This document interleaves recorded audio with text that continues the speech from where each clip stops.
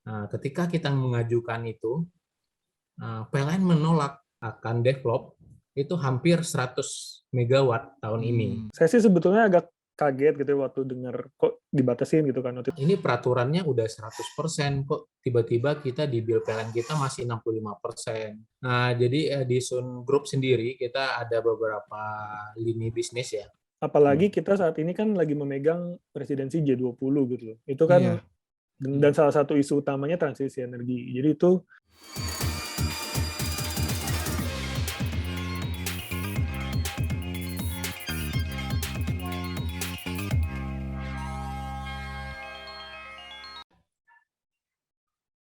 Oke.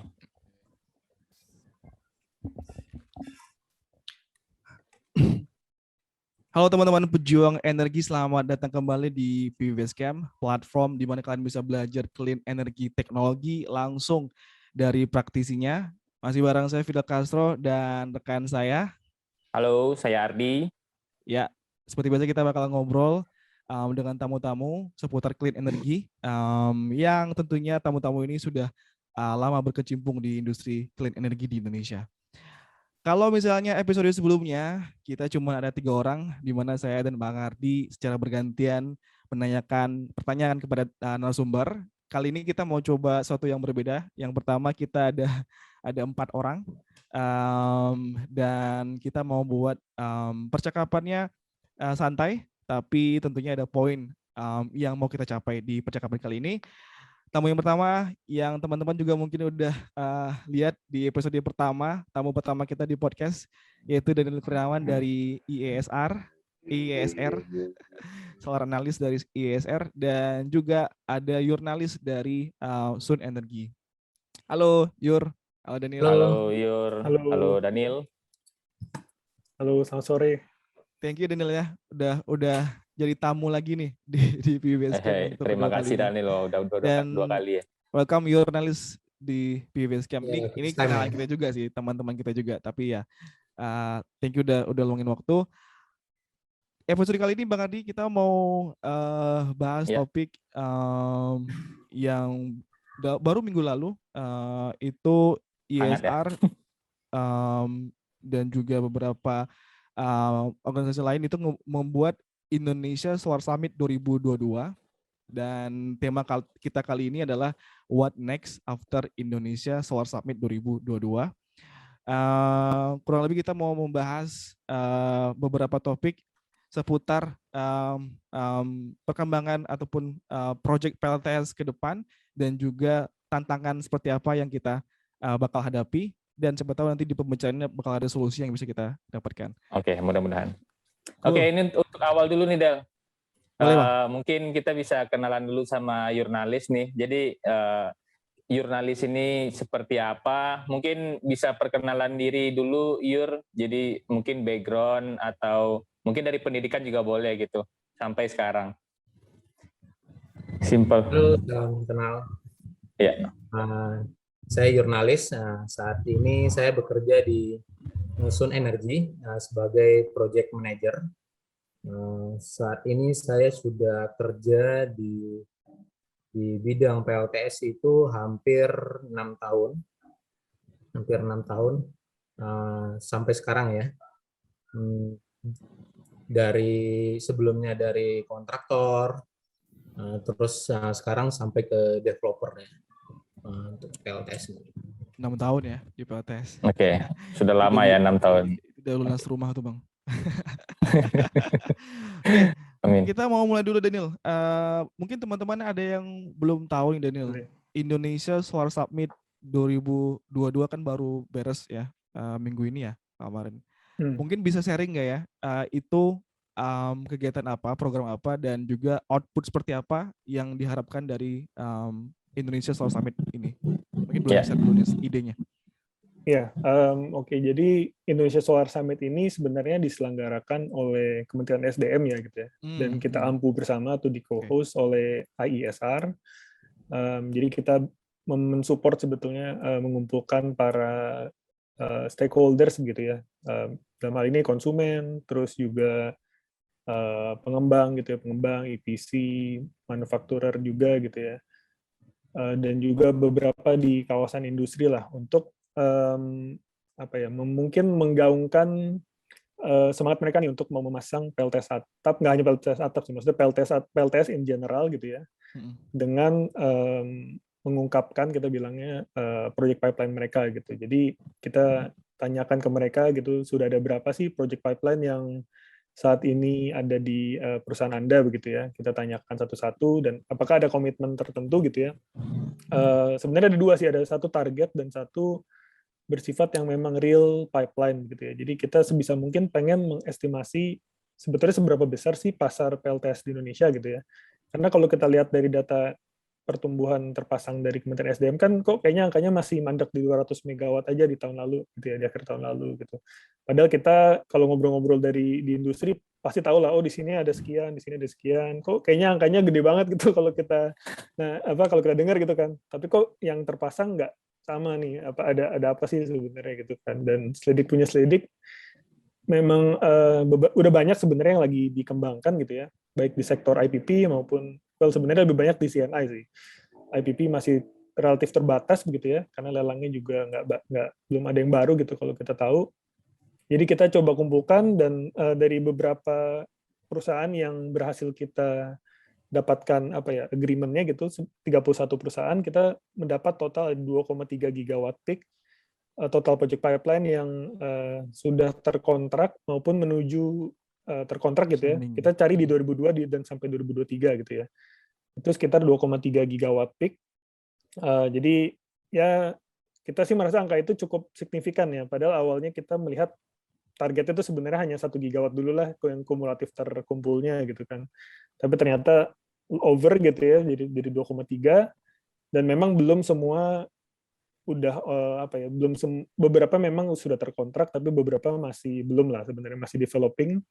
Tapi yang kita udah bilang, udah request kalau bisa yang sudah hampir 90% akan terkontrak gitu, supaya kita bisa dapat estimasi marketnya sebenarnya seperti apa sih gitu ya, seberapa besar. Dan yang kaget juga gitu ya, wah ternyata bisa ada 2,3 gigawatt, itu cukup besar menurut kita dari berbagai sektor gitu ya. Dan ya harapannya kita 1 tahun 2 tahun ke depan kalau misalkan sudah terjadi tender, konstruksi dan commissioning, itu semua bisa terrealisasi ya harapan kita gitu.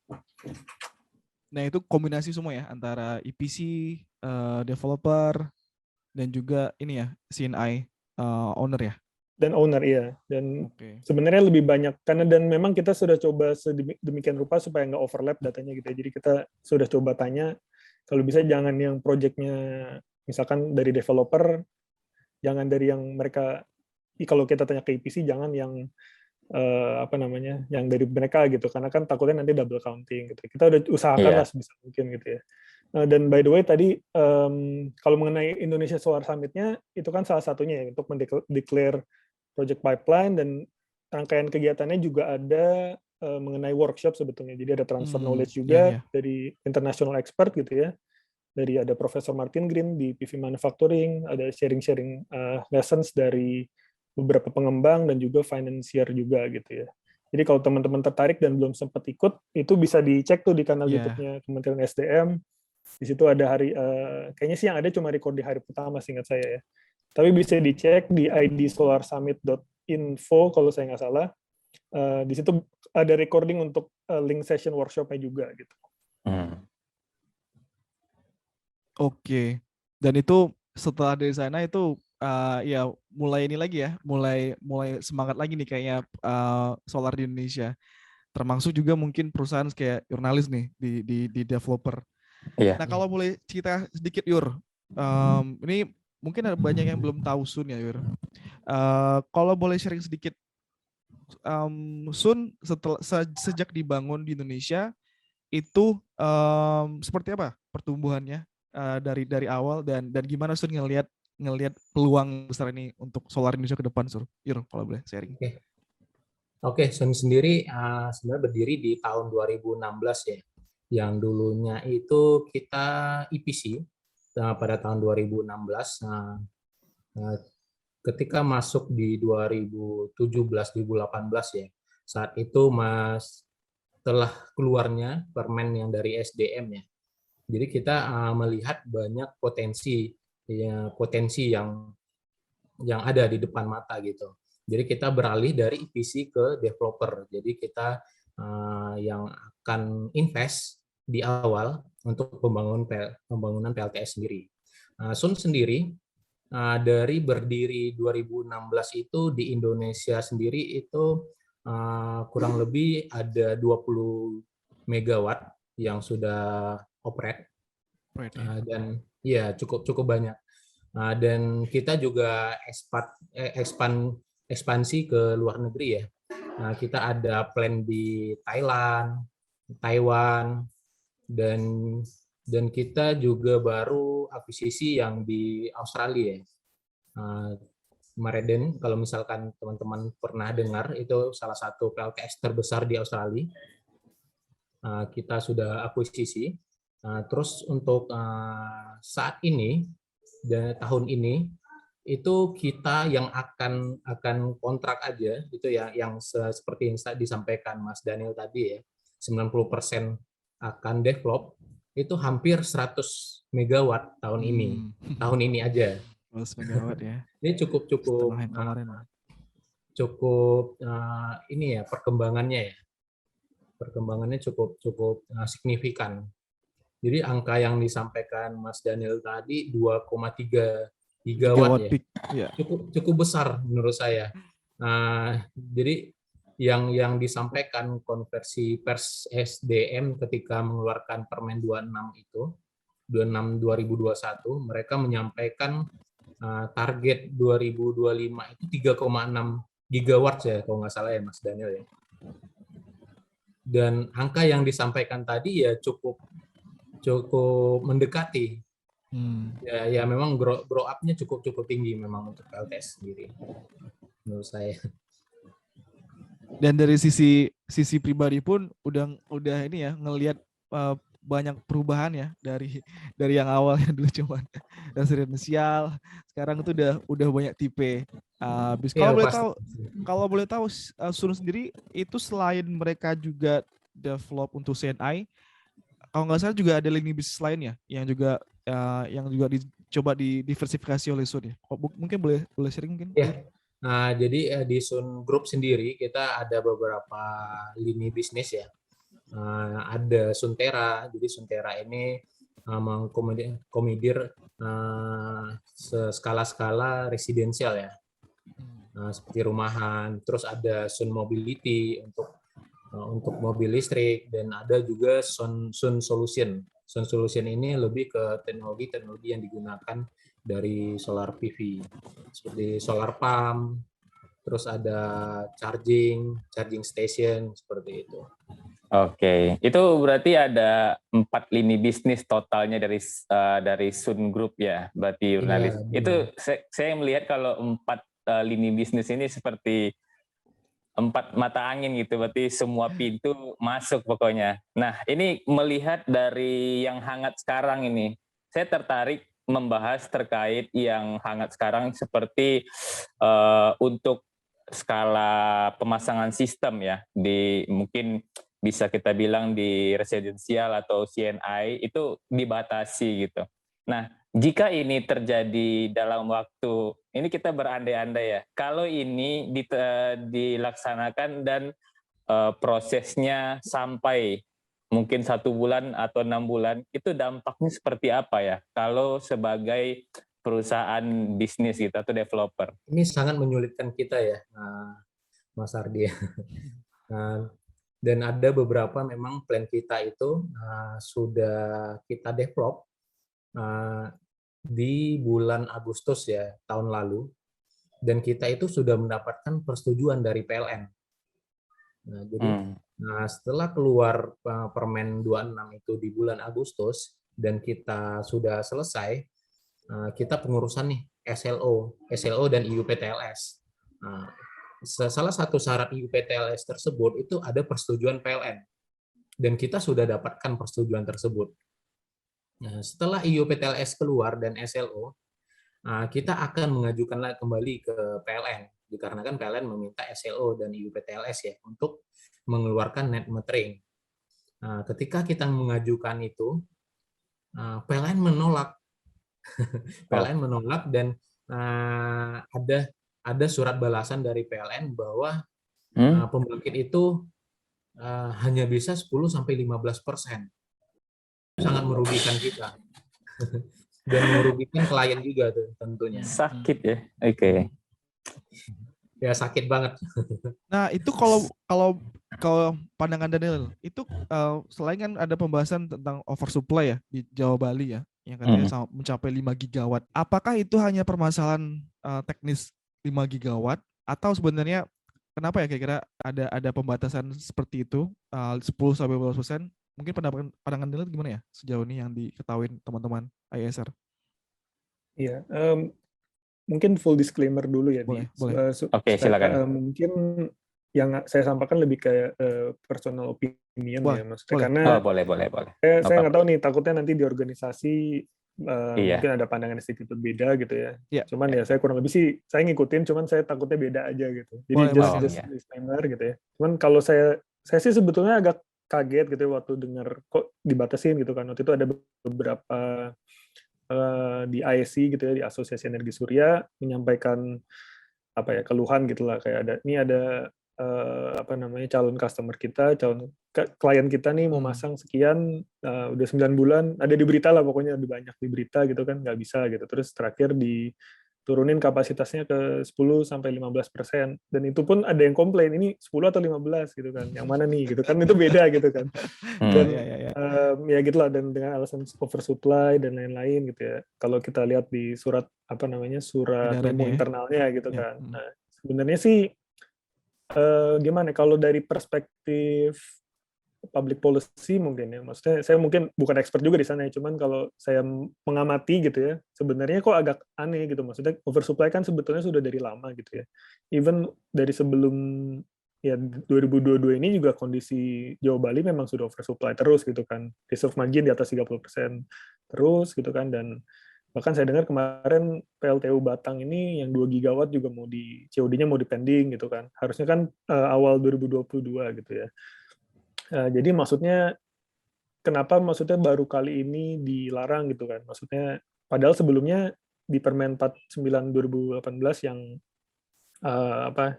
sebelum revisi 2021 ini kan sebetulnya masih boleh gitu kan. Kok tiba-tiba di stop gitu. Itu nggak ada yang tahu sebenarnya kenapa alasannya. Cuman kalau berdasarkan official statement-nya kan memang karena kondisi oversupply. Jadi, dan itu memang ditulisnya sementara ya. Jadi saya sih pribadi berharap itu nggak terus-terusan gitu. Maksudnya habis ini ya boleh gitu kan. Cuman berarti ada yang ditunggu, Mas. Kira-kira kalau persepsi yang Mas lihat ini kan sementara ya. Berarti ada yang ditunggu. Kira-kira ya mungkin inilah imajinasi Mas Daniel. Kira-kira gimana tuh? Apa yang mereka tunggu ya? Kalau yang saya dengar ya, ini maksudnya kebetulan kemarin di Indonesia Solar Summit juga sempat ditanyakan kan ya ke Pak Dirjen BTKE gitu ya. Dan memang katanya masih lagi ada diskusi intensif juga lah dengan SDM, dengan PLN. Sepertinya PLN bahasanya apa ya? Saya takut agak sensitif soalnya. Maksudnya kayak kurang setuju mungkin dengan aturan yang baru ini gitu kan, 1:1 dan tapi maksudnya kenapa diturunin ke 15% itu nggak ada yang tahu sih itu kenapa bisa muncul itu gitu, karena regulasi di atasnya kan nggak sama sekali menyebutkan itu gitu. Jadi ya kalau dari perspektif policy sebetulnya itu hal yang tidak baik gitu ya untuk banyak hal lah, untuk investasi dalam negeri, untuk perkembangan energi terbarukan khususnya PLTS atap dan seterusnya gitu ya. Cuman kalau yang kita maksudnya tentu argumen PLN juga valid gitu ya, maksudnya mereka akan kehilangan revenue itu udah pasti, dan tapi kan maksudnya sebelum waktu disahkan Permen SDM 26/2021 itu sebetulnya sudah dilakukan kajian-kajian sebetulnya, kayak ini akan dampaknya seperti apa nantinya ke APBN dan semacamnya, dan makanya waktu itu diskusinya cukup lama, baru di bulan saya lupa di Januari atau Februari tahun ini kan baru tanda kutip disahkan gitu, padahal sebenarnya udah diterbitkan di Agustus 2021 bahkan kan ditetapkan di September 2021 gitu. Jadi memang ya ini hal yang apa ya, yang kurang baik lah kalau kita boleh bilang ya dalam perkembangan PLTS atap, apalagi kita saat ini kan lagi memegang presidensi G20 gitu loh. Itu kan dan salah satu isu utamanya transisi energi. Jadi itu mungkin kalau narasi di internasional mereka mungkin bilangnya Indonesia nih bilangnya mau transisi energi, tapi kok tindakannya berbeda gitu kan di hal yang lain gitu. Jadi kurang membuat image yang kurang bagus sebetulnya gitu dari persepsi implementasi regulasinya lah gitu. Dan ini kan banyak investor maupun dalam dan luar negeri yang sudah mau masuk ke sini juga jadi ragu-ragu kan, ini apakah market yang baik, apakah perubahan polusinya, kan kalau polusi berubah setiap 3 tahun itu nggak bagus gitu kan. Gitu kan. Ya, dan udah sering disebut pasti kayak Vietnam itu dalam 3 tahun aja bisa kayak langsung 9 gigawatt misalnya gitu. Di rooftopnya aja gitu kan. Ya meskipun mungkin mekanisme polusinya beda ya, dan wajar juga di satu sisi gitu.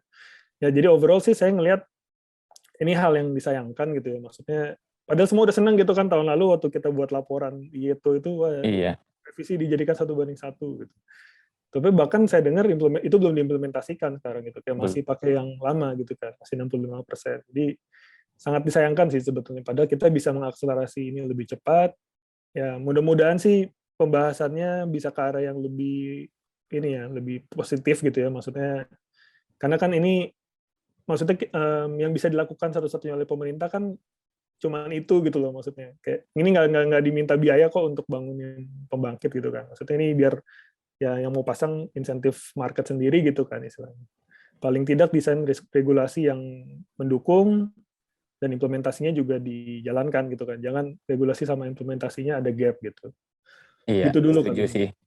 Tapi memang sih kalau dilihat ya dari Permen SDM nomor 49 tahun 2018 itu, kita kan waktu itu 65% ya listrik kita dihargai ketika kita ngirim ke PLN gitu. Kemudian ada perubahan yang 2021 100%. Belum lagi kita merasakan 100% langsung berubah. Itu saya gimana ya? Ya mungkin kalau kata anak zaman sekarang kena prank atau gimana, saya nggak tahu. Saya takut juga sih sebenarnya ngomong kita kena prank itu. Tapi gimana ya, ini ke bahasa sederhana aja. Yang di tahun 2025 sampai 23% untuk itu kita ada satu something wrong lah. Nah itu yang namanya untuk mencapai ke sana. Saya lihat kemarin dari ISR kita perlu pembangkit yang lumayan besar. Nah, berkaca dari negara lain, mereka untuk rooftopnya aja ada yang sudah mencapai gigawatt. Nah, itu ada inilah ya, ada satu gotong royong dari masyarakat. Ini dari developer, padahal sebenarnya punya kemampuan dan kekuatan nih untuk mampu ya sebagai akselerasi dari sisi pembangunan yang ada gitu. Ini mungkin gimana nih dari jurnalis sendiri, ada ini nggak ya?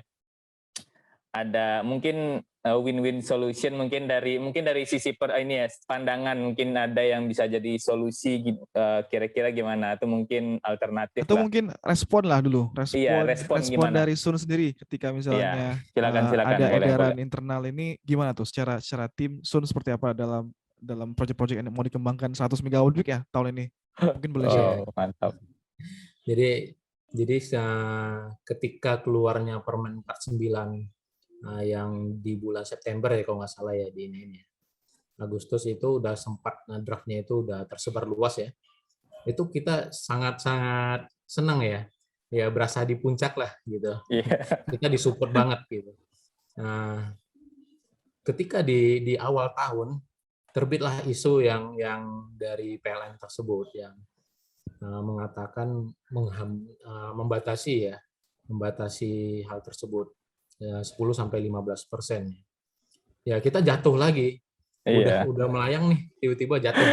Tapi gini Yur, kalau dilihat Yur kan ini kemarin kan beberapa hari lalu Hari Kartini Yur ya. Saya lihat kalau Hari Kartini itu habis gelap terbitlah terang ya. Saya ngerasa ini habis terang terbitlah gelap.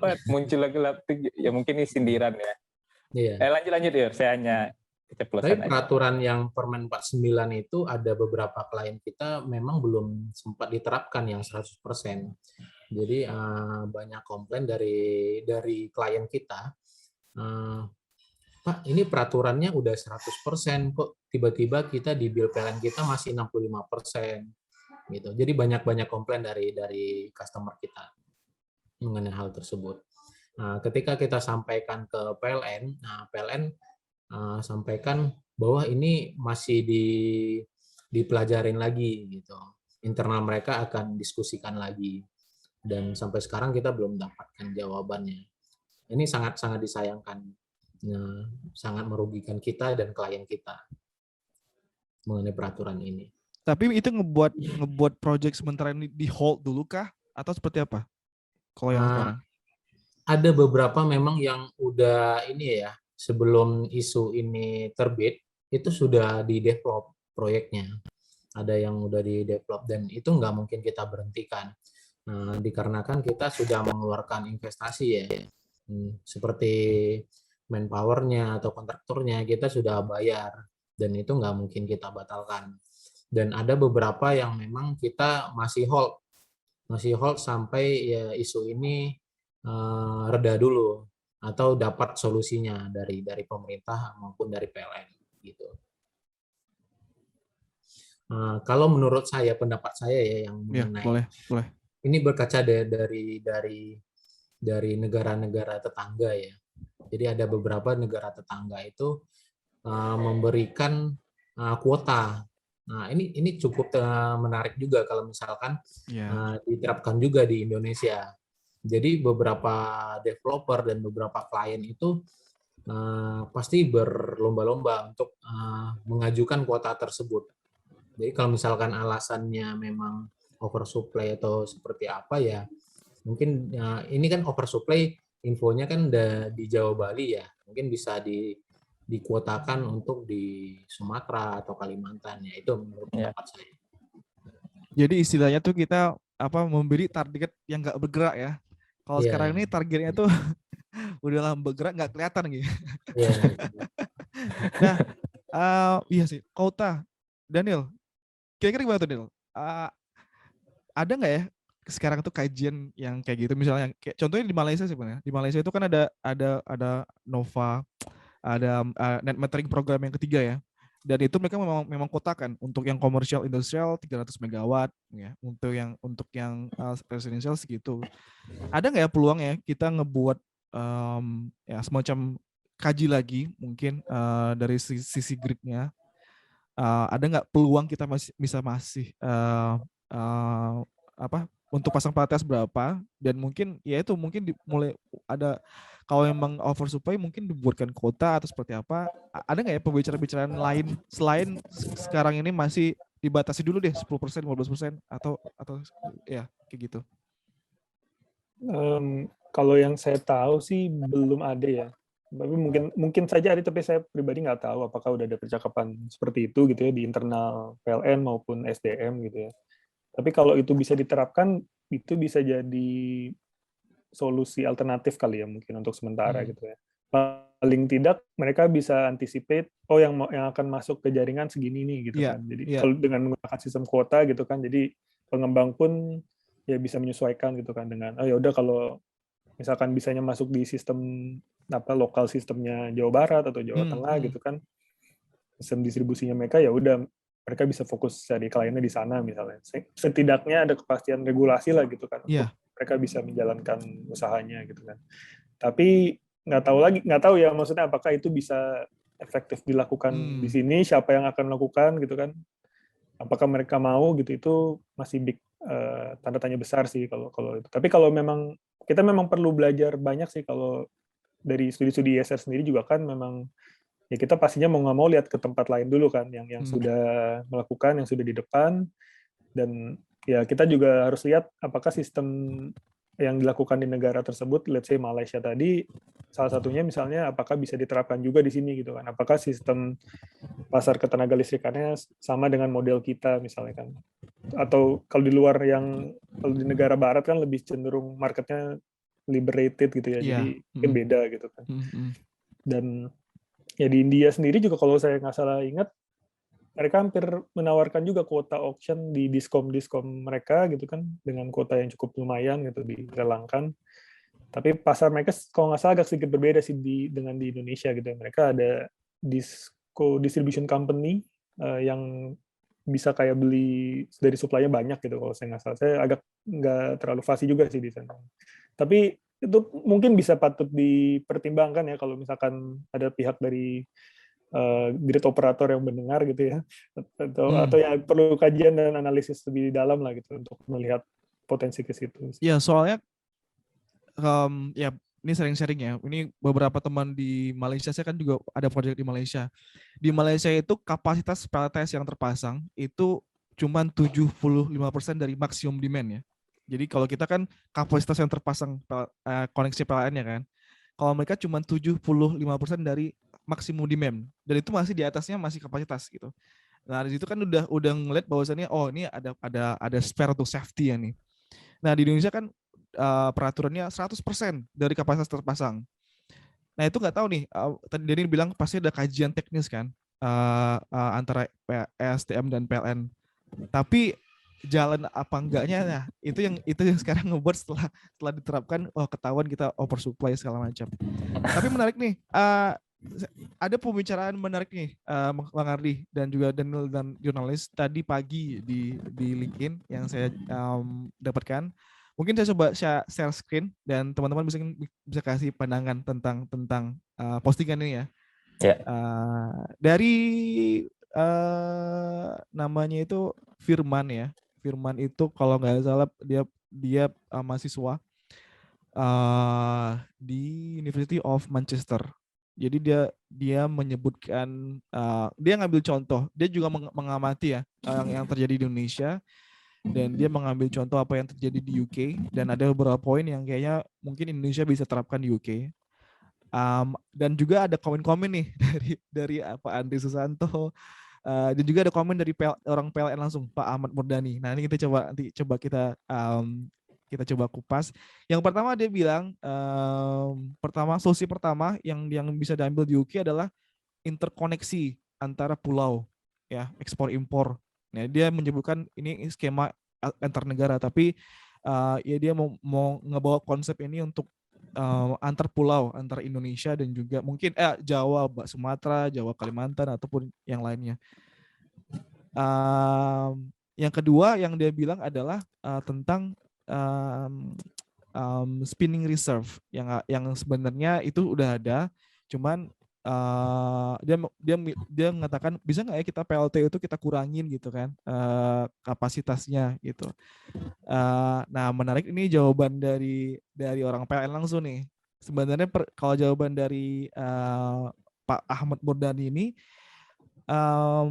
permasalahan ini bukan di permasalahan teknis nih, artinya tidak ada permasalahan di sisi pemenuhan spinning reserve.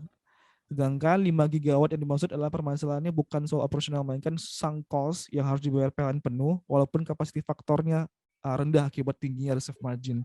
Yang dari bilang tadi, hampir 30% ya reserve marginnya. Berarti kalau dilihat kan, untuk project-project PLTU yang skemanya take or pay, nah ini yang ngebuat ada penalti, Daniel, dari yang ngebuat ya PLN ngebuat kita kurangin dulu aja kapasitas PLTS-nya. Nah tapi yang menarik juga ada komen dari Pak Andri Susanto, ya dia setuju itu adalah masalah komersial bukan masalah teknikal, tapi dia ada solusi, Daniel. PLN needs to look annual total cost of grids with low cost of renewable dan high cost of fossil, pasti lebih cheaper. Dia mau ngeliat bandingin antara lebih mana yang lebih murah, penalti atau ya penalti dari fossil tadi atau low cost dari renewable ini, mana yang lebih visible gitu. Nah, menurut Daniel gimana, Daniel? Pandangannya seperti apa kalau boleh tahu tentang hal ini? Untuk mengurangi ininya ya, pemanfaatan PLTU-nya maksudnya, dan solusi gimana? Iya, solusinya dari yang pertama, ternyata permasalahan ini bukan masalah teknis, tapi adalah lebih ke komersial ya. Tapi ada solusi di sini dari Pak Andre, gimana kalau misalnya PLN tuh kaji dulu sebenarnya mana yang lebih murah gitu, penalti yang harus dibayarkan atau dengan implementasi PLTS terhadap total cost of grids-nya secara keseluruhan. Yang di sana nanti kita bisa tahu apakah PLTS ini bisa sebenarnya nggak layak nggak untuk kita kembangkan lebih gitu, atau seperti itu. Mungkin pandangannya. Kalau untuk yang pertama, betul sih, maksudnya untuk yang bukan masalah teknis per se, meskipun menurut saya let's say nggak ada masalah komersial ya, belum tentu semua PLTU-nya ini bisa dioperasikan sefleksibel itu juga sih sebetulnya. Dan itu actually kita lagi ada studi soal itu ya, soal flexibility of coal-fired power plants. Ada ya? Ada, dan itu kayaknya akan rilisnya sih kalau saya nggak salah di bulan Mei atau Juni lah, paling akhir Mei atau Juni. Itu ada, nanti ditunggu aja. Dan tapi memang dari secara komersial memang isunya kan lebih ke take or pay agreement itu ya. Jadi kalau mereka udah ada apa namanya harus run segini lah, kalau di bawah itu harus bayar penalti. Tapi kalau soal yang dibandingkan apakah bayar penaltinya lebih, saya kurang paham sih sebetulnya. Apakah maksudnya kalau penaltinya lebih murah, maksudnya lebih mahal ya berarti ya? Lebih mahal, lebih murah berarti lebih mending bangun PLTS. Dia gitu. Membandingkan annual total cost of grids-nya antara kena penalti dari fosil dengan low cost investment dari renewable energy. Pak Andi itu membandingkan itu. Jadi mana yang sebenarnya lebih secara cost itu lebih list cost-nya yang mana gitu ya. Kalau saya pernah dengar sih, saya jujur kurang tahu ya untuk isu ini gitu. Jadi tapi yang saya pernah dengar, kalau misalkan nih bangun PLTS itu kan biasanya orang lihatnya LCOE dulu gitu kan, kayak untuk invest berapa, dan misalkan let's say angkanya sudah murah 3 sen gitu. Tapi itu dibandingkan sebetulnya ke cost of running short run marginal cost-nya dari running PLTU gitu ya. Dan nggak hanya PLTU sih, maksudnya yang beberapa pembangkit lah, portofolio pembangkit. Dan tapi ada yang bilang, waktu itu saya pernah dengar sih Pak, dari PLN sendiri bilang mereka pengennya justru lebih gitu. Jadi short run marginal cost-nya menambah PLTS ini harus lebih murah dari short run marginal cost-nya PLTU maksudnya. Jadi bukan LCOE versus LCOE, tapi LCOE-nya PLTS versus SRMC-nya PLTU gitu lah. Jadi sistem wise gitu ya. Jadi dan itu memang agak tricky karena ya itu mungkin di 2030 bisa, tapi kalau di sekarang banget kan agak susah juga gitu ya kalau untuk disuruh compete sekarang dengan running PLTU-nya gitu. Kalau sama gas mungkin masih bisa lah compete gitu ya. Karena kalau yang saya pernah baca memang untuk nge-undercut cost dari running gas power plant itu memang solar plus baterai itu udah bisa sebetulnya di beberapa case lah gitu ya. Yang mungkin resource-nya bagus dan regulasinya juga sudah mendukung, itu masih kemungkinan bisa untuk jadi peaker gitu. Untuk menggantikan peaker lebih least cost gitu. Tapi kalau untuk PLTU itu kayaknya masih agak tricky sih, karena susah untuk diganti like for like replacement kapasitasnya PLTU dengan PLTS sih kalau saya ngelihatnya. Tapi by the way, soal yang menurunkan produksi itu memang salah satu caranya memang yang sedang didiskusikan hangat sebetulnya di retire early sebetulnya. Retire early ya. Dengan energy transition mechanism yang di-develop ADB dan konsorsiumnya lah begitu. Jadi memang misalkan mereka ada kontrak PPA 25 tahun, sekarang baru 10, 15-nya itu yang akan dibayarkan dengan financing scheme-nya mereka lah gitu. Jadi disuruh tutup, tapi penaltinya tanda kutip dibayarkan lewat mekanisme itu gitu. Dan itu bisa di-link dengan, ada mekanismenya sih, saya nggak gitu ingat ya. Jadi nanti dia nggak hanya retire, tapi ada juga retire, tapi sebagai gantinya harus ngebangun lagi pembangkit energi terbarukan sebagai untuk nge-ensure jangan nanti udah ditutup malah bangun yang baru lagi gitu kan. Kan kejadiannya kadang ada yang kayak gitu. Kita mau retire tapi yang memang udah umurnya tua gitu, kayak di Suralaya misalnya. Tapi masuk lagi yang baru kan, jadi sama aja, bohong tambah sulam gitu kan. Ya mungkin gitu kali. Nah, tapi kalau dari pandangan Daniel pribadi nih, ke depan bakal seperti apa ya? Selain kita menunggu kepastian dari SDM dengan PLN mengenai ini, sebagai developer nih, bagi orang-orang yang punya target tahun ini seperti apa, nah itu ke depan mereka harus seperti apa ya? Apakah mereka harusnya menunggu dulu kepastiannya, atau ya tetap lanjut untuk mungkin develop project dulu, tapi eksekusinya nanti aja, atau seperti apa? Kalau menurut saya justru jangan stop dulu sih, karena mungkin inilah waktunya kita push lebih kuat gitu ya. Karena justru animonya itu ya agak perlu sedikit lebih keras gitu ya. Dalam artian apa ya? Kalau kita karena kan perkembangan begini butuh momentum juga gitu ya. Jadi dan regulator pun juga pasti ketika wah ini suaranya sudah besar dan bulat, ini sudah nggak bisa dibendung gitu ya. Maksudnya dan ini kan for good reasons juga gitu ya. Maksudnya bukan untuk kronisme atau gimana lah gitu ya bisa dibilang. Dan tadi saya kepikiran satu poin yang penting, cuman saya agak lupa ya. Nanti mungkin kalau saya ingat, saya coba ke sana lagi. Cuman ya menurut saya ini poin yang cukup krusial lah untuk maksudnya perkembangan PLTS di Indonesia gitu ya. Karena ya jangan sampai kita telat aja sih, maksudnya kita bisa jadi leader di Indonesia, potensinya banyak, tentunya besar gitu ya. Tapi kita again masih terhambat di hal-hal seperti ini gitu. Dan saya ingat mungkin kalau teman-teman ingat waktu zamannya ojek online itu waktu baru pertama itu kan itu juga taksi-taksi banyak yang mogok gitu kan, untuk taksi biru terutama.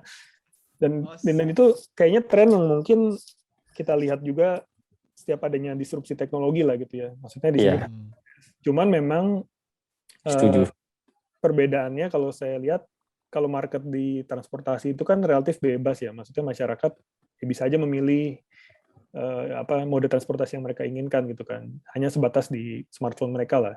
Sedangkan kalau untuk listrik kan kita memang pasarnya nggak bisa gitu kan, kita nggak bisa bebas memilih supplier kita. Kalau misalkan market kita bebas, mungkin kita bisa aja boykot gitu kan, ini masih listriknya 65% batu bara, saya nggak mau gitu.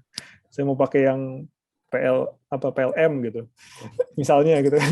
Ya, tapi karena struktur pasarnya nggak seperti itu, undang-undang ketenagalistrikan nggak seperti itu, memang tidak semudah itu. Makanya role dari government, dari regulator harus semakin lebih kuat gitu ya. Bahkan ada argumen kemarin saya baca, ya regulasi PLN ini, maksudnya regulasi permen itu kan level ininya presiden gitu, maksudnya dari pemerintah punya gitu kan. Masa kalah sama internal memo perusahaan?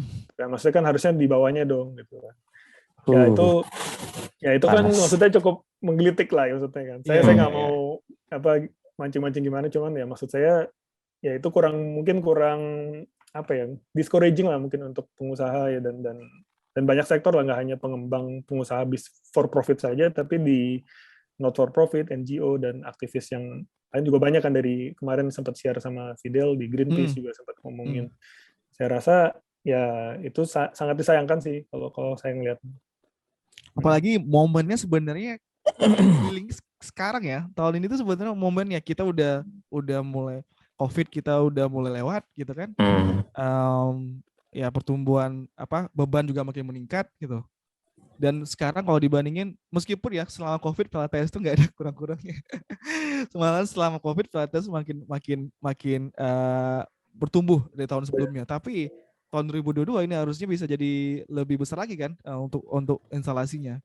Tapi gara-gara ada ya edaran ini, jadinya beberapa yang saya dengar juga beberapa developer malah mereka menunggu, memang benar-benar menunggu gitu. Nah, tapi kalau dari Daniel tadi kayaknya memang harus animo tetap harus dijaga. Nah, mungkin developer EPC maupun mungkin ya SNI owner juga lebih bersuara lagi ya tentang hal ini, karena ini bisa menunda juga kan mereka yang pengen carbon offset segala macam jadi terhalang. Iya sih. Tapi kalau dilihat Del, memang sekarang ini ya sebenarnya jangan kasih kendor ya. Kita udah mendaki itu dari awal-awal corona masuk kan. Mendaki itu pernah itu beberapa proyek.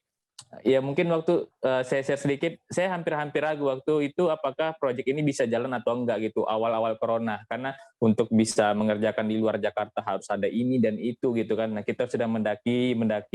Nah rasanya puncaknya udah di masa-masa sekarang gitu. Kita udah 65% dilewati, tiba-tiba dikasih perubahan untuk 100% gitu. Jadi memang tantangan itu memang datang sih dari negara kita sendiri. Nah, itu mungkin mudah-mudahan ini bersifat sementara ya. Nah, dari sisi developer mungkin ini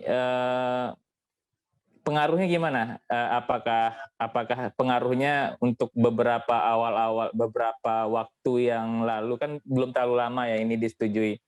Pengaruhnya terasa nggak kira-kira kalau dari sisi developer? Sangat terasa, Mas ya. Oh, sangat terasa ya. Oke. Terasa. Jadi memang ya proyek kita ada beberapa klien itu ya udah tunggu dulu deh Pak, nggak usah dibangun dulu gitu. Dan ada beberapa memang proyek kita yang hybrid di daerah pertambangan itu tetap kita jalankan. Tapi Sun kan punya 4 lini bisnis, jurnalis. Ya. Jadi gimana dari segala mata angin juga terasa? Untuk ini sendiri residensial sih saat ini masih lancar ya, karena kapasitas yang dipasang kan memang kecil. Kecil, dan ada beberapa klien juga CNI yang masih 15% itu masih tetap kita jalankan. Jadi kapasitas yang terpasang 15% dari daya yang terpasang PLN-nya itu tetap jalan. Oke, jadi takutnya kalau seandainya ini berlarut-larut membuat ini ya, bukan daya beli sih, sebenarnya kita sanggup beli gitu. Apa ya, daya ingin beli ya, daya ingin beli kita menurun jadinya ya. Meskipun kita punya uang nih, cuman aduh nggak untung nih kalau beli yang lain, jadinya beli bensin. Ya bensin tambah mahal juga. Oke, mungkin dari sisi Daniel mungkin. Ini kita di Jawa Bali udah over ya, kita surplus. Maksudnya kalau seandainya nanti tiba-tiba ada pembangunan mendadak nih yang perlu supply listrik, udah ready listriknya. Gimana kalau untuk wilayah Sumatera, mungkin Kalimantan, Sulawesi, dan lain sebagainya? Ini mungkin dari ISR ada kajian lebih lanjut nggak ya? Mungkin dialihkanlah beberapa rencana itu ke daerah lain untuk sisi pemerataan gitu. Tapi dengan tujuan kita mencapai juga nanti di 23% ya di 2025. Iya, saya agak lupa sejujurnya datanya ya, kalau soal itu ya sebenarnya. Tapi yang saya ingat di sistem Sumatera juga sebetulnya mengalami kondisi oversupply juga sebetulnya, saya ingat, kurang demand.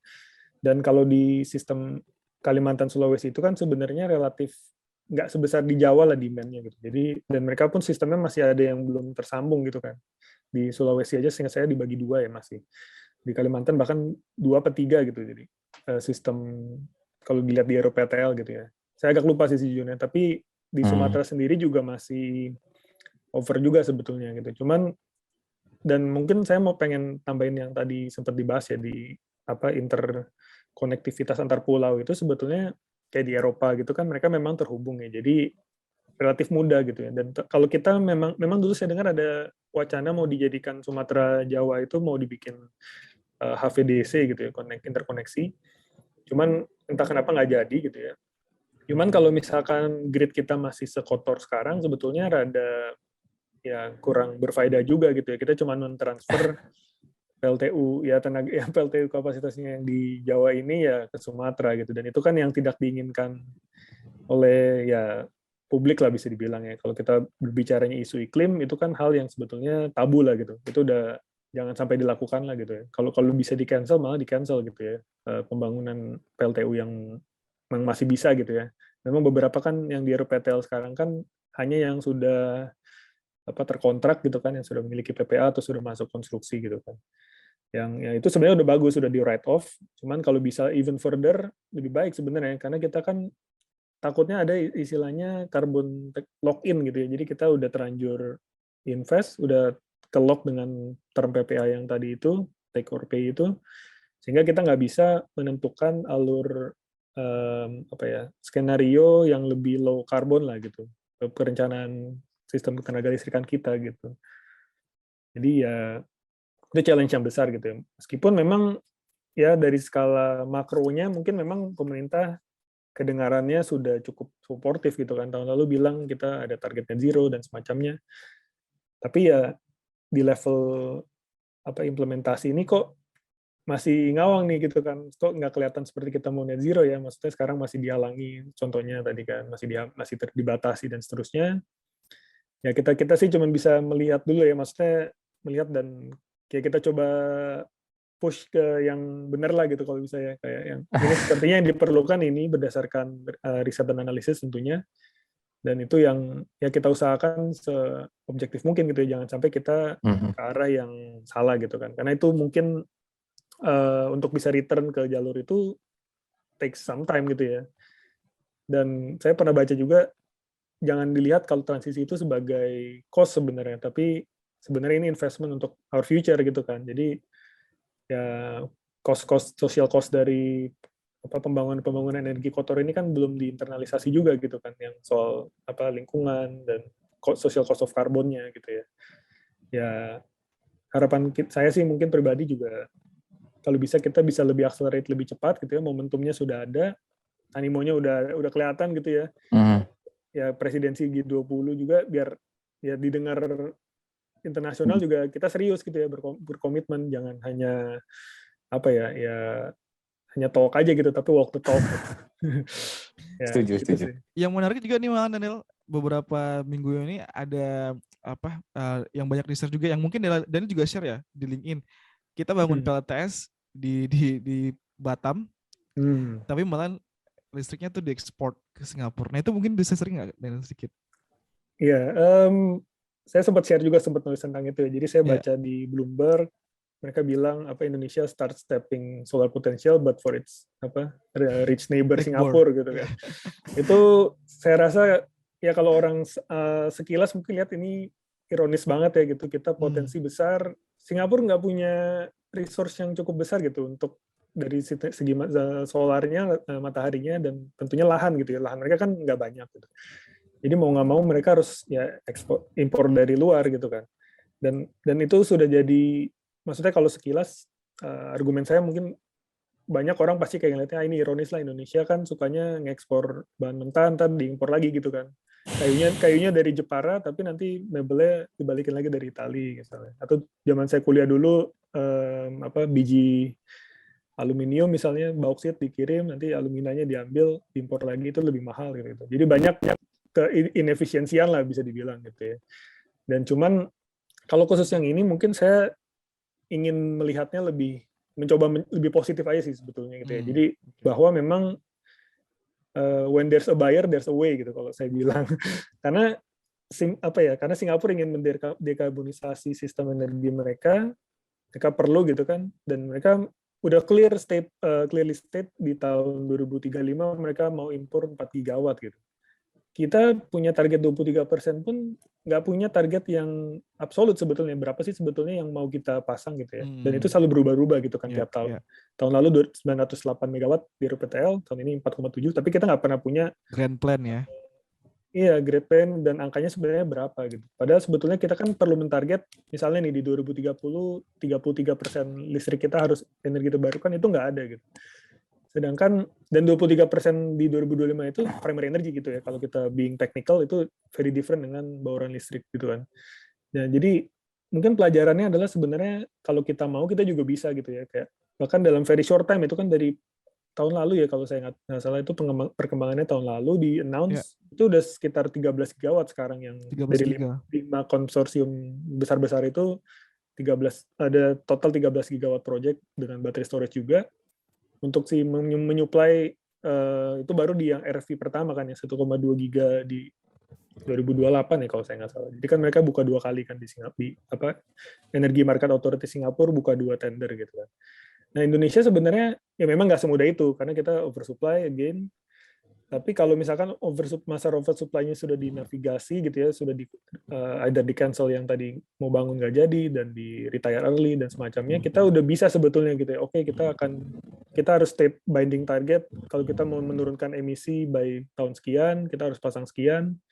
Dan itu yang di state dan ya udah dilelangkan aja gitu ya. Nanti saya jamin itu dalam sekejap gitu, setahun itu bisa langsung announcement bisa 20 gigawatt langsung gitu ya, kalau memang demand-nya itu sudah di state secara jelas gitu ya. Sayangnya kan memang nggak semudah itu dan masih banyak puzzle-puzzle yang harus digeser-geser gitu ya istilahnya untuk itu bisa terjadi.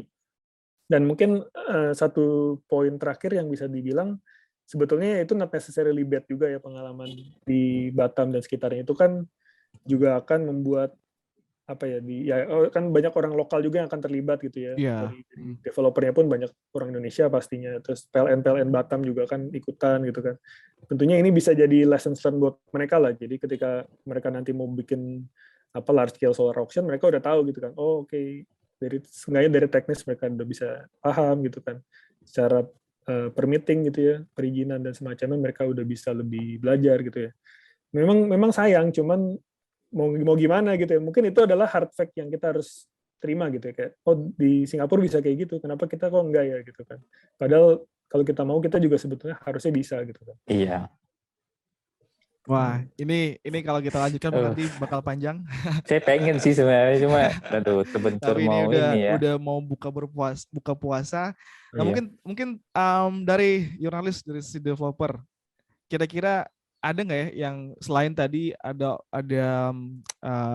saran? Ya, kita mau mengumpulkan saran nih ya. Tadi sarannya adalah salah satunya adalah benar-benar dibuatkan gitu. Sebenarnya ada nggak ya kuota PLTS di Jawa Bali gitu? Kalau ada pun biar jelas ya. Ya, kalau ada, bisa nggak kita buat kuota itu per provinsi atau mungkin detail mungkin per kabupaten atau seperti apa? Dan mungkin dibuat sebuah program yang semua developer tuh punya target yang jelas gitu. Bisa mereka tahu mau develop berapa, dan mereka bisa ya secara target finansial mereka juga bisa persiapkan. Setelah itu ada nggak jurnalis mungkin saran-saran ataupun apapun lah mengenai isu sekarang untuk perkembangan PLTS ke depan? Oke, mungkin kita balik lagi ya kepada target pemerintah, itu 23% ya yang ditebarukan pada tahun 2025. Jadi menurut saya caranya itu memang dari PLN sendiri itu udah oversupply ya. Untuk mencapai target tersebut sebaiknya memang bukan untuk menurunkan kapasitas renewable energy ya. Ya sebaiknya dari pemerintah itu memberhentikan PLTU yang udah nggak layak dan tidak dibangun kembali. Jadi menyetop energi kotor yang ada di Indonesia sendiri. Nah terus ada mungkin beberapa yang disampaikan tadi, ada di postingan di LinkedIn tadi ya, mungkin dilakukan untuk jual beli ke luar, terus pengiriman ke pulau-pulau. Dan di Indonesia ini kan cukup banyak ya pulau-pulau yang tidak dialiri listrik ya, mungkin bisa terhubung semuanya gitu. Nah, terus ada solusi yang kuota tadi yang seperti di Malaysia, atau kuota pembangunan dalam tahunan seperti Vietnam ya. Ada beberapa kalau nggak salah negara itu menargetkan misalkan 5 gigawatt nih untuk tahun ini. Nah, setelah itu kita udah hold dulu untuk ininya gitu, PLTS-nya. Ini memang banyak beberapa opsi-opsi yang mungkin pemerintah dan PLN bisa mempertimbangkan solusi tersebut ya, bukan dengan cara menurunkan kapasitas renewable energy gitu. Oke, mungkin dari Daniel ada nggak ya? Mungkin terakhir nih sebelum tutup pembicaraan kita pada sore hari ini. Atau bisa dibilang nih closing statement ya, Del? Boleh. Nanti coba kita rangkum. Wah, gimana ya? Jadi mungkin ini sih, kalau kita lihat kan memang yang terjadi saat ini itu sangat disayangkan gitu ya, bahwa memang perkembangan kita masih terhambat, padahal harusnya kita meluncur maju lebih cepat gitu ya. Dan mungkin sebenarnya kita sudah bisa lihat gitu dari contoh tadi yang di Singapura, ketika adanya kepastian regulasi yang jelas gitu ya dan komitmen, itu dalam sekejap sekejap setahun lah paling tidak, itu sudah bisa muncul announcement order gigawatt gitu ya. Angka pasti 13 gigawatt secara total gitu. Dan mungkin di Indonesia sendiri kalau saya pribadi melihat, mungkin yang akan istilahnya meledak duluan, booming duluan, mungkin akan di wilayah usaha di luar PLN gitu. Karena manufacturing itu sudah melihat, misalnya di kawasan industri Morowali begitu ya, mereka tuh misalkan mau bangun pabrik untuk supply chain baterai mobil listrik gitu ya. Mereka kan sudah ada di sustainability goal, target mereka harus procure listriknya dari energi terbarukan misalnya. Ya memang nggak bisa dari surya semua gitu ya, pasti mereka cari yang cukup capacity factor besar, hidro atau yang lain gitu ya. Tapi mereka tetap punya komitmen untuk memiliki green electricity gitu lah.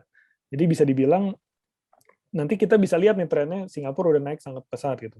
Di luar Wilus nanti akan, kalau kita bisa hitung angkanya, akan naik lebih besar. Dan maksudnya apakah kita mau, untuk main grid kita, apakah kita mau gerak di tempat aja gitu ya, atau bahkan mundur beberapa langkah gitu. Itu mungkin bisa jadi refleksi lah buat kita, bahwa memang ya mungkin sekarang dibendung terus juga nanti akan lari ke somewhere gitu. Dan apakah kita, dan kalau masih di dalam negeri mungkin masih nggak apa-apa ya, tapi kalau itu larinya ke luar negeri kan agak sayang gitu. Iya. Padahal kita bisa develop, menyerap itu semua di dalam gitu. Itu sayangnya. Oke. Wah, ini kurang lebih kita udah sejam ngobrol. Ada beberapa topik kita bahas tadi mengenai Indonesia Solar Summit, dan juga kita membahas sedikit tentang edaran dari PLN mengenai 10-15% pembatasan. Dan kita juga bahas tadi beberapa poin-poin dari sisi teknikal, komersial, yang ya kalau bisa saya rangkum sih, yang pertama sih kalau dari tadi adalah Indonesia tuh harus punya kapasitas, harus punya jelas gitu kapasitas yang mau ditargetkan berapa dan komitmennya seperti apa. Nah, nanti dari sana bisa turun dari segi regulasi, dari segi ya mungkin nanti dari Yul tadi ada opsi kita buat kota aja gitu. Kita buat kota per provinsi, sebenarnya Jawa Barat bisa pasang berapa sih gitu kan. Iya, dan juga dari Yur tadi ada bilang untuk yang pembangkit yang lama, yang kotor, yang sudah mungkin tidak terlalu efektif bisa di stop. Dan kajian-kajian yang harusnya kita bisa ambil dari negara tetangga, misalnya daripada kita membatasi 10-15%, mungkin ada opsi kayak maksimum demand 75% atau 50% dari maksimum demand, bukan dari koneksi yang terpasang, karena kan jauh ya, koneksi terpasang ke 10% itu jauh gitu. Gimana kalau misalnya kita ambil dari maksimum demand-nya gitu. Jadi bisa ada safety di sana, baik itu dari sisi grid, PLN juga bisa jadi aman gitu. Dan tadi ada beberapa opsi dari Pak Andri Susanto, ada kajian lah antara penalti yang harus dibayarkan dari fosil terhadap insentif energi terbarukan, mana yang lebih visible ekonomika. Dan ada tadi beberapa poin lainnya yang nggak tahu nih siapa yang mendengarkan, tapi semoga ini bisa mendapatkan sudut pandang yang lain lah dari sisi developer yang di lapangan, dan mungkin Daniel dari segi yang netral ya, yang melihat lebih luas tentang perkembangan PLTS di Indonesia. Tapi punya basis data tentunya. Jadi betul-betul ada dasarnya yang disampaikan. Jadi maksudnya kalau kita bawa ke IISR, beberapa studi-studinya itu memang memiliki dasar sehingga kita bisa jadikan acuan lah untuk bisa mengembangkan atau membangun PLTS ini semakin cepat lagi lah, akselerasi lah intinya. Dan jadi tadi juga ada poin terakhir dari Daniel adalah mengenai green jobs kan. Itu kan sebenarnya potensi juga kan, bukan hanya secara ekonomis, tapi secara pengalaman kerja, secara transfer knowledge. 2,3 gigawatt peak ini bisa banyak sekali kan anak-anak Indonesia yang tenaga kerja yang bakal terserap. Dan ini sayang kalau misalnya ini terhambat. Tapi kata Daniel tadi, ya harusnya kita bisa ini momentum bagi kita sebenarnya, bagi para developer, EPC, mungkin juga commercial industrial owner, harus menjaga animo ini biar jangan kasih kendur. Yes. Ya, dan tapi kita berharap sepanjang jalan nanti semoga ada kepastian dari SDM dan PLN yang ngebuat ini tetap growing, dan pipeline 2,3 gigawatt peak sampai 2023 kita bisa achieve ya bareng-bareng. Oke. Thank you Daniel, thank you jurnalis. Thank you semuanya ya. Udah meluangkan waktu pada sore hari ini. Dan ya, berikut teman-teman perjuangan lagi sekalian, ini adalah episode obrolan kita bareng Daniel dan juga jurnalis tentang what next after Indonesia Solar Summit 2022. Terima kasih buat yang udah nonton. Jangan lupa untuk selalu support kita, ya, share kepada teman-teman yang membutuhkan, dan juga mungkin subscribe ya untuk konten-konten berikutnya dari PB Basecamp. Terima kasih. Thank you.